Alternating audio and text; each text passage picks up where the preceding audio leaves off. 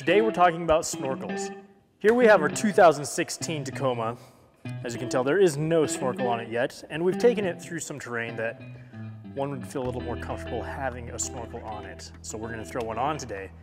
But first, let's go over why would you need one. The main purpose for a snorkel is really to get clean air. So on a stock vehicle, your air intake is under your wheel well, and your wheel is kicking up a lot of dust, and that's where it's sucking in air from. Of course, with the snorkel, you're gonna have your head up high. And then the other reason, which most people think of first, is for doing water crossings. Now, to be honest with you, we only do a handful of water crossings a year, but when we do those, we really like having the snorkel just in case we get in deep enough to where we're above our air intake. So today we're gonna tackle putting in a snorkel.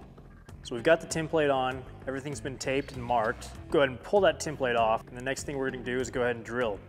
I like to use the step bit because that's gonna give you a clean cut and it won't mangle up the metal quite as much as a normal bit will, so it makes it easier to deburr it after you've cut the hole.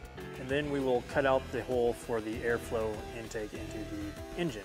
Using a body saw really is the easiest way to make that big cut for the hole. In the past, a lot of these are designed where you can use just a 4-inch hole saw, and some of that's changing now with this model. It's just easier to use the body saw with that oval shape. So after we've got those stud holes drilled and then our large hole cut out, I'm going to go through with a file and deburr everything. But we want to make sure all that burring is off of there, because now we're going to go ahead and paint that so we don't have any rust. All right, so we have all of that in place. Now let's go ahead and put our studs into the actual snorkel itself, and we're going to do a dry fit.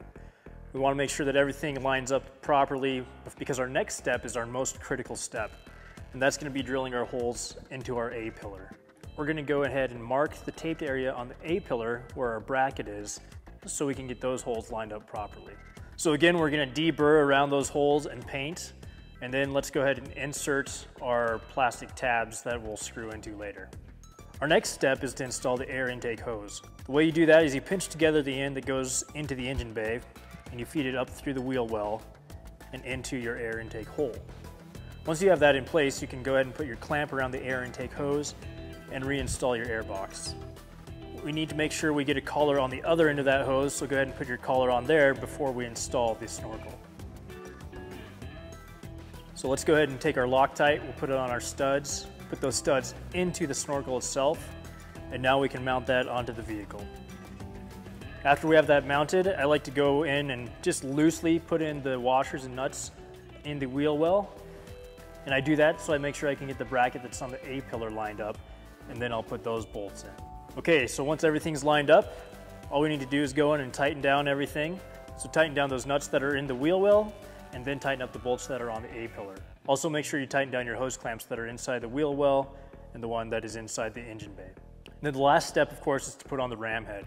Make sure you have your clamp around the base of the ram head first, slide that on top, and tighten it down. I like to make sure that I have the screw clamp to the back, just so we don't snag anything when we're going down the trail. This isn't all you need to do for river crossings. Make sure that you have your diff breathers extended and any of your electrical components are protected as well.